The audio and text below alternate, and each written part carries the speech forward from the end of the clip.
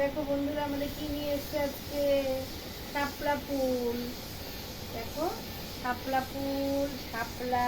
এই দেখো সেই শাপলাটাকে আজকে আমি একটু রান্না করব, কেমন করে ছুলবো। অনেকেই তোমরা শাপলা দেখেছো, আবার অনেকে দেখোনি। তাই যারা দেখোনি বা কোনোদিন খাওনি তাদের একটু আমি দেখানোর চেষ্টা করছি। দেখো বন্ধুরা শাপলাটাকে কেমন করে আমি ছুলবো, আলাদা করে নেবো। এখন কটা আগে করে কেটেও নিয়েছিলাম সেটা, আর এটা দেখিয়ে নিচ্ছি। এটা এমন করে ছুলবে, দেখবে তাড়াতাড়ি ছোলাও হয়ে যাবে। এই শুধু একটু আস্তে আস্তে, কোনো অসুবিধা নেই, নখ দিয়ে করলেই সুবিধা। আমি তো নখ দিয়ে তাড়াতাড়ি হয়ে যায় আমার। ধরবো একদম বুঝলে।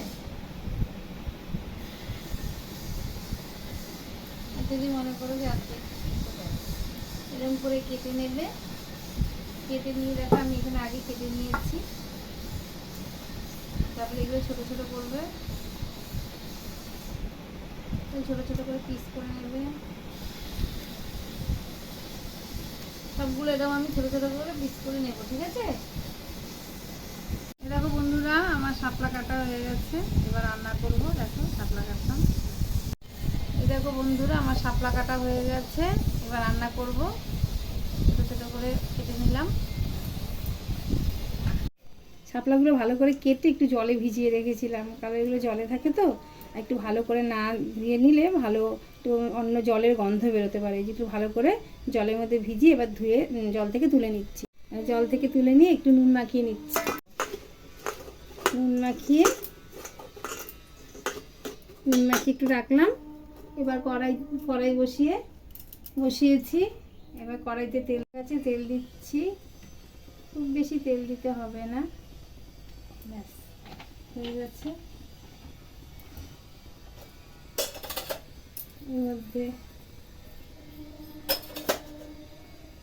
এর মধ্যে আমি কটা সর্ষে ফোড়ন দেবো, কালো সর্ষে।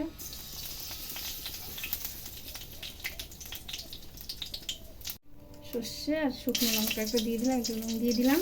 ওর মধ্যে তো আগেই নুন দেওয়া আছে, তাই অল্প করে নুন দিলাম, নাহলে তেলগুলো সর্ষে খুব ফেটে যাচ্ছে, তাই একটু নুন দিয়ে দিলাম কড়াইতে।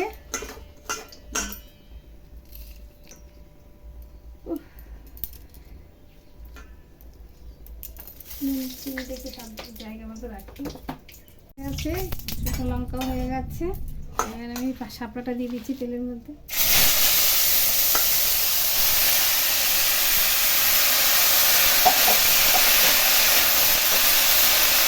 ছেড়ে হলুদ দিয়ে দিচ্ছি।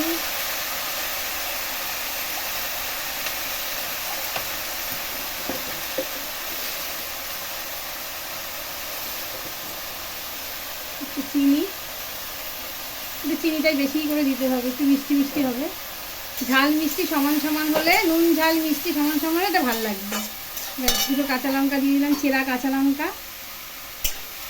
ব্যাস এবার হতে থাকবে, একটু ঢাকা দিয়ে দেবো। ব্যাস 5 মিনিট পর, 5 মিনিটের মতো ঢাকা থাকবে, ভাপে ভাপে এটা ভাজা হয়ে যাবে।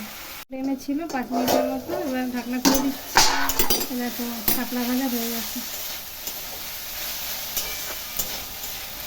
খুবই সিম্পল একটা রেসিপি বন্ধুরা, তোমরা একটুখানি করে খেতে পারো। এখন শাপলা মোটামুটি পাওয়া যায়, এই সময় শাপলাটা পাওয়া যায়, একটু করে খেয়েও ভালো লাগবে। গরম ভাতে গরম গরম শাপলা ভাজা হেভি। সত্যি বন্ধুরা খুব ভালো লাগবে, একদম খুব তাড়াতাড়ি হয়ে যায়, খুব ভালো থাকে। একবার করে খেয়েও আশা করি অনেক ভালো লাগে। মশলা ছাড়া দেখতে কি কী মশলা দিলাম, করে একবার খেয়েও ভালো লাগবে। বন্ধুরা এই শাপলা সত্যি ভাজাটা খুব ভালো হয়েছে, তোমরা একবার করে খাবে, দেখবে কেমন লাগে, খুব ভালো লাগবে। আমার তো খুব ভালো লাগে, তোমরাও খেয়ে বলবে আমাকে, হ্যাঁ, কমেন্টে।